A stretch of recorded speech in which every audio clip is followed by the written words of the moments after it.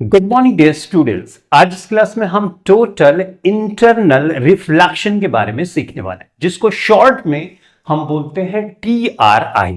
अब तक हमने सीखा कि रिफ्रैक्शन क्या होता है। रिफ्रैक्शन में हमने सीखा कि ट्रांसमिशन ऑफ लाइट होती है, यानी लाइट एक मीडियम से दूसरे मीडियम आर पार गुजर जाती है, और जब लाइट रे एक मीडियम से दूसरे मीडियम में जाती है तो अपने ओरिजिनल पाथ से वो बेंड हो जाती है। और ये बेंडिंग दो तरह से हो सकती है।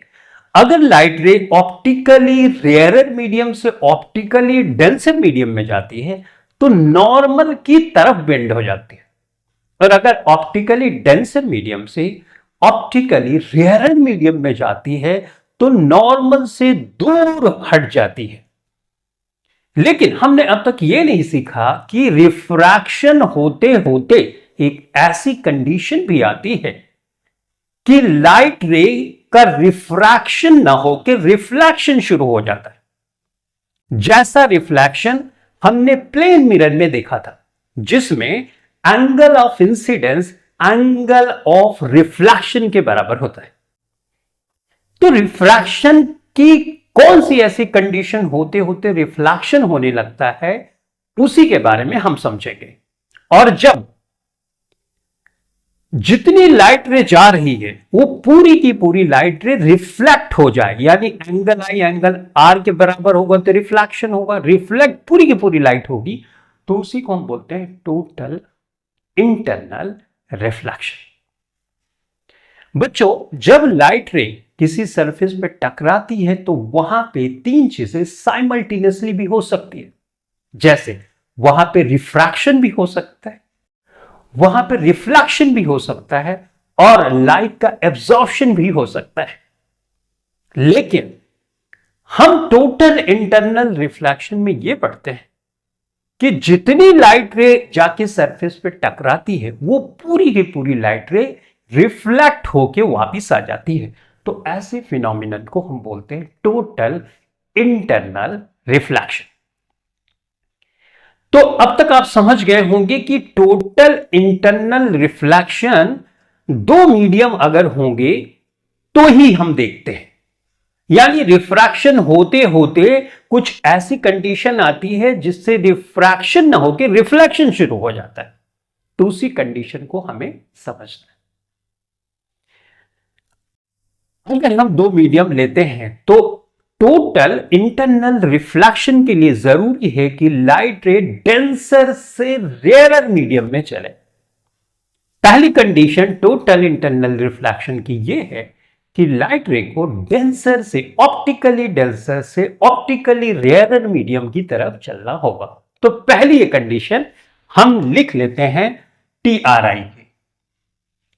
TRI की बच्चों पहली कंडीशन क्या है? पहली कंडीशन है light rays must travel from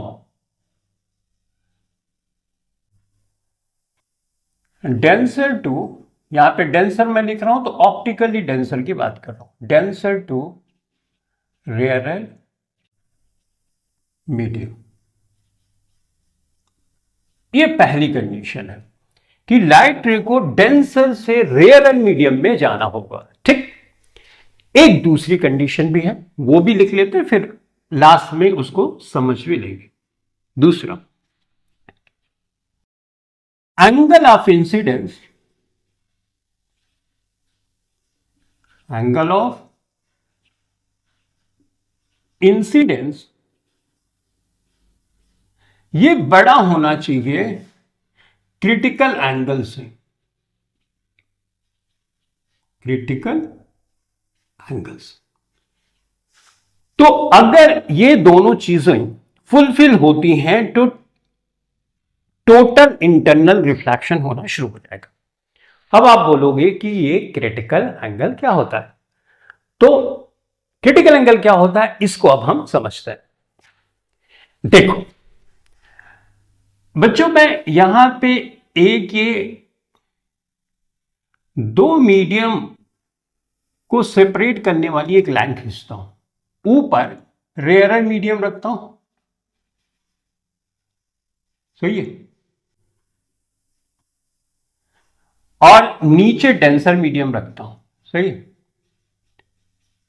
हम दिखाते हैं ऐसा ही है, क्योंकि जो चीज हल्की होगी वो ऊपर होगी, राइट, जो चीज भारी होगी नीचे होगी, राइट, थोड़ा समझने में भी इजी होता है। लेकिन ऐसा नहीं है, क्वेश्चन में डेंसर ऊपर कर दे, रेयर नीचे कर दे, तो आप उसी का रेफरेंस लेके चलोगे, राइट, जनरली हम ऐसा शो करते हैं। तो भाई ये हो गया। अब पहली कंडीशन, अब ये मैंने बना दिया बच्चों, ये नॉर्मल। नॉर्मल क्या होता है, जो सरफेस है उसके 90 डिग्री पे होता है, यानी ये 90 है, 90 है, 90 ना, सब 90। लाइट रे हमको पहली कंडीशन में कहां से पास करनी है, यहां से। कहां से, डेंसर मीडियम से रेयरर मीडियम में। देखो बच्चों, ये नॉर्मल है अपना, ठीक, मान लो एन एन डैश में इसको कर देता। लाइट रे यहां से पास हो रही है, ठीक बात, यू, तो डेंसर मीडियम से जा रही। ये बच्चों एंगल ऑफ इंसिडेंस मैंने यहां पे मान लो I1 कर दिया, सही है। अब लाइट रे डेंसर से रेयरर मीडियम में जा रही है, तो इसको जाना किधर से चाहिए, ओरिजिनल पाथ इसका क्या है बच्चों, ये है, सही है। तो डेंसर से रेयरर में जाएगी तो अपने ओरिजिनल पाथ से दूर हट जाएगी, राइट, बेंडिंग इस तरह से होगी जैसा अब तक हमने सीखा। तो इसका मतलब लाइट रे इस ओरिजिनल पाथ से ना जाके बेंड हो जाएगी, तो ये यहां से होकर गुजर जाएगी, सही है। यानी जाना यहां से चाहिए था, जा रही है यहां से, यानी जो ये बच्चों R1 है ये है, ठीक। अब लाइट रे लेस से कि हमने यहां से गुजारा, एक दूसरी लाइट रे है जो यहां से गुजर रही है, सही। तो इसका मतलब इसका ओरिजिनल पाथ ये है। अब लाइट रे डेंसर से रेयरर में जा रही है, तो नॉर्मल से दूर हटी, ओरिजिनल पाथ तो ये नॉर्मल से दूर हटी, मतलब यहां कुछ जाएगी, राइट, ए यू इस तरह से गुजर जाएगी, राइट। इसका मतलब बच्चों ये जो है इसको मान लो R2 मान लेता हूं मैं, राइट, यहां से यहां तक नॉर्मल से ही हमेशा एंगल लेते हैं, तो ये वाला ऑब्वियसली ये I1 माना, इसको I2 मान लेते हैं for the sake of convenience, correct. अब देखो लाइट रे मान लो मैंने अब यहां ये लिया, सही है, ये लाइट रे मैंने लिया। अब इसको बच्चों मैं मान लेता हूं लेट्स से ये नॉर्मल से ये जो एंगल है इसको I मान लेता हूं, ठीक। तो हमने देखा कि ये जो लाइट रे है यहां से इस सरफेस से होके गुजर रही है, ये यहां से। अब ये नॉर्मल से बच्चों इसका एंगल क्या होगा, आप बोलोगे 90 डिग्रीज होगा, सही है। आइए जो एंगल ऑफ इंसिडेंस है, इस एंगल ऑफ इंसिडेंस पे जो रिफ्रैक्शन का एंगल है वो 90 डिग्रीज है, और इस फिनोमिनन को हम ग्रेजिंग फिनोमिनन बोलते हैं, क्योंकि ये सरफेस बिल्कुल उसके टच करते हुए जा रही है, ठीक। तो इस एंगल को बच्चों क्रिटिकल एंगल बोलते हैं। लेट्स से मैंने यहां पे IC कर दिया, मतलब क्रिटिकल एंगल ये है IC, ये क्रिटिकल एंगल है जिस पे एंगल ऑफ रिफ्रैक्शन 90 डिग्री हो जाता है। तो मतलब एट क्रिटिकल एंगल,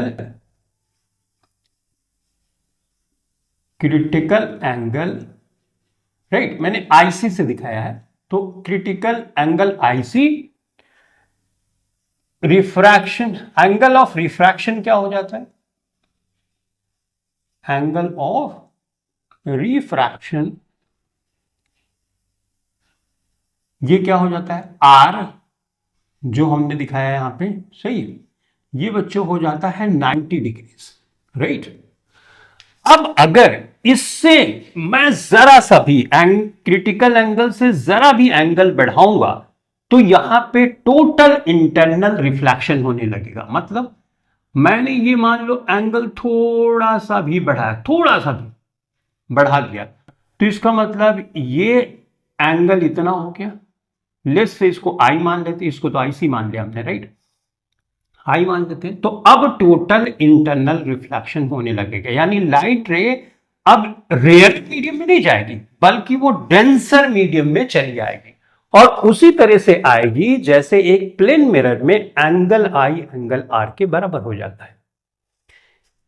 तो बच्चों आई तो ये है, सही है, तो आर इसके इक्वल होना चाहिए, यानी जितना बड़ा एंगल ये है, यहां से ये जितना बड़ा एंगल है यहां, उतना ही एंगल ऑफ रिफ्लेक्शन हो जाएगा। अब ये जो टोटल लाइट रे आ रही है इस सरफेस पे वहां पर नहीं जाएगी, बल्कि पूरी की पूरी लाइट रे कुछ इस तरह से लौट जाएगी। यानी ये बच्चों जो आर है ना यहां पे केस में, यहां के केस में आर है ये, इसको आप कुछ भी मान सकते हो, यहां पे आर हमने माना था, इस वाले 90 वाले को आर माना था, राइट। तो इसको चलो मान लो कि मैं इसको मान लो सी मान लेते हैं ना, तब इजी हो जाएगा। ये मतलब क्रिटिकल एंगल पे ये रिफ्रैक्शन एंगल 90 होता है, तो इसको मान लो आर मान लो।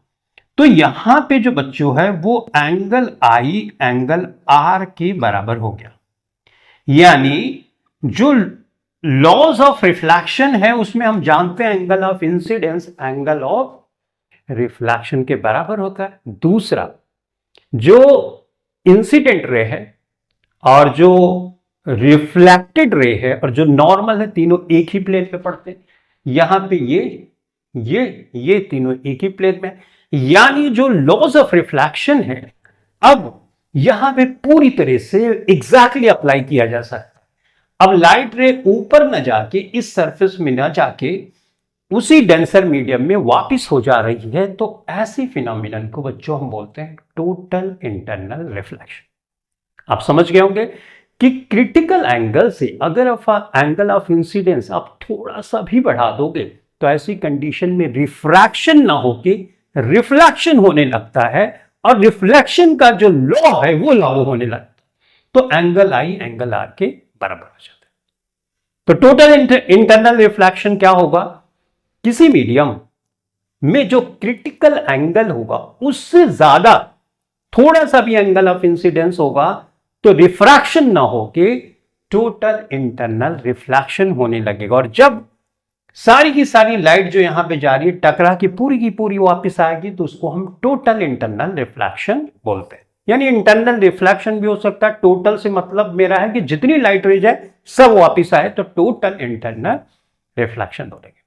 आई होप आप समझ गए होगी सिंपली कि टोटल इंटरनल रिफ्लेक्शन के लिए जरूरी है कि लाइट रे डेंसर से रेयर मीडियम में जाए, critical angle of incidence critical angle से बड़ा हो तो टोटल इंटरनल रिफ्लेक्शन होगा, और ऐसे केस में जो लॉज ऑफ रिफ्लेक्शन जो प्लेन मिरर में या हमने कॉनकेव और कॉन्वेक्स मिरर में पढ़ा था वही नियम लागू होने लगता है। तो आपने यहां भी बहुत अमेजिंग चीज नोट करी कि हम तो यही समझते थे कि रिफ्रैक्शन में जब एक मीडियम दो मीडियम होता है, एक ऑप्टिकली डेंसर एक ऑप्टिकली रेयर मीडियम होता है, तो लाइट को ट्रांसमिट करके दूसरे मीडियम में जाती ही जाती है, राइट। लेकिन यहां पे हमने सीखा कि ऐसा भी जरूरी नहीं, अगर क्रिटिकल एंगल से ज्यादा एंगल ऑफ इंसिडेंस होगा तो रिफ्रैक्शन ना होकर रिफ्लेक्शन होना शुरू हो जाता है। अब इस रिफ्लेक्शन की वजह से बहुत सी फिनोमिनन, नेचुरल फिनोमिनन भी हमको देखने को मिलती है, जैसे रेनबो का फॉर्मेशन हो जाता है, राइट। तो रेनबो का फॉर्मेशन और इंटरनल रिफ्लेक्शन के बारे में तो हम नेक्स्ट क्लास में पढ़ेंगे। फिलहाल आप internal reflection, total internal reflection अगर यहां पर समझ जाए तो आप बहुत कुछ यहां पर समझ गए। अब मैं बच्चों प्रिज्म लेता हूं और प्रिज्म में मैं आपको दिखाता हूं कि किस तरह से इंटरनल रिफ्लेक्शन वहां पर हो रहा है, ठीक है, ताकि आपको एक बेहतर अंडरस्टैंडिंग हो जाए। तो इसको बच्चों मिटाना पड़ेगा, चलो यहां पर मैं कर देता हूं, ठीक।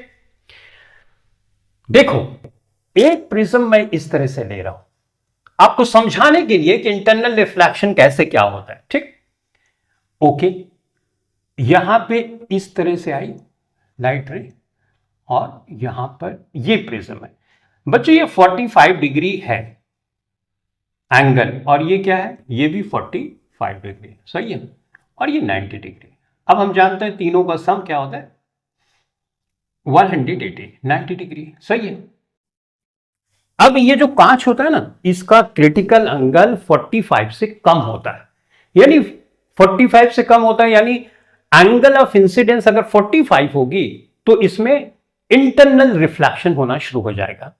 समझ में आई बात? मैंने क्या बोला कि ये जो ग्लास होता है ना, ये कांच होता है, इसका क्रिटिकल एंगल 45 से कम होता है, यानी अगर 45 भी एंगल ऑफ इंसिडेंस हुआ, यानी एंगल ऑफ इंसिडेंस 45 भी हुआ, तो टोटल इंटरनल रिफ्लेक्शन होना शुरू हो जाए। तो क्रिटिकल एंगल ग्लास का फिक्स है, यानी 45 से लेस, सही है। तो क्रिटिकल एंगल यहां पे हम लिख दें, चलो क्रिटिकल एंगल हम लिख देते हैं, ये है लेस देन 45, ठीक। अब देखो लाइट रे यहां पे आ रही है, ध्यान से देखना। चलो मैं यहां से लाइट रे इधर से गुजारता हूं, तो लाइट रे बच्चों यू आई इधर से आ रही है, सही। अब हम जानते हैं कि नॉर्मल, जो नॉर्मल कहां बनाएंगे, नॉर्मल तो इस सरफेस के 90 डिग्री, यानी नॉर्मल भी वही है जहां पे ये लाइट रे आ रही, यानी एंगल ऑफ इंसिडेंस क्या है, 0 है, राइट। तो ऐसे केस में रिफ्लेक्शन तो नहीं होता, लाइट आर पार गुजर जाती है। हम जानते हैं नॉर्मल से अगर लाइट रे आती है, एंगल ऑफ इंसिडेंस अगर 0 है तो एंगल ऑफ रिफ्लेक्शन क्या होना पड़ेगा, 0 ही होना पड़ेगा, राइट। इसका मतलब जब 90 डिग्री पर कोई लाइट रे आती है, यानी नॉर्मल से आती है, तो वो सीधे गुजर जाती है, तो इस सरफेस पे तो कोई फर्क नहीं पड़ेगा, राइट। लाइट रे यहां पर पहुंच गई, ठीक। अब ये वाला एंगल बच्चों कितना है, ये वाला एंगल 90 डिग्री है, करेक्ट। अब ये 90 या 45 है, तो ये कितना होगा, तो आप बोलेंगे ये 45 ऑब्वियसली होगा, राइट। तभी तो एक ट्राइंगल में तीनों एंगल का सम कितना होगा, 180 होगा। अब यहां पे आप नॉर्मल बना लो, यहां पे ये आपने बनाया नॉर्मल, सही। नॉर्मल इस वाले सरफेस के आपको बनाना पड़ेगा, सही है। तो नॉर्मल से जो एंगल आप लोगे वही एंगल ऑफ इंसिडेंस होगा, यानी ये वाला एंगल एंगल ऑफ इंसिडेंस है। अब जरा देखो तो ये लाइन जो है, ये लाइन यानी यहां से यहां तक, ये यहां से यहां तक ये 90 डिग्री है, यहां से यहां तक तो 45 ऑलरेडी है, तो ये एंगल कितना होगा, 45 डिग्री होगा।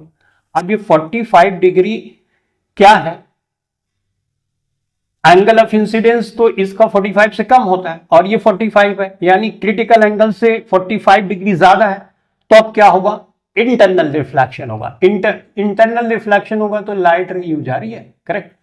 आई बराबर आर होगा, तो ये आई है एंगल आई बराबर 45, तो आर भी क्या होगा, 45 ही होना पड़ेगा उसको, राइट। तो ये भी 45 हो गया कि नहीं हो गया, 45 हो गया, तो लाइट रे बाहर ना निकल के इस प्रिज्म में इधर बेंड हो गए। अब यहां तो 90 डिग्री है बच्चों, ये एंगल ऑफ ये जो इंसिडेंट लाइट रे है नॉर्मल पे आ रही है, तो ये इस तरह से यहां से होकर गुजर गई। यानी हम ये सोच रहे थे कि लाइट रे सीधे गुजरेगी, जबकि ऐसा नहीं हुआ, क्योंकि यहां पे इंटरनल रिफ्लेक्शन हो गया। इंटरनल रिफ्लेक्शन का क्राइटेरिया ग्लास के लिए क्या था कि 45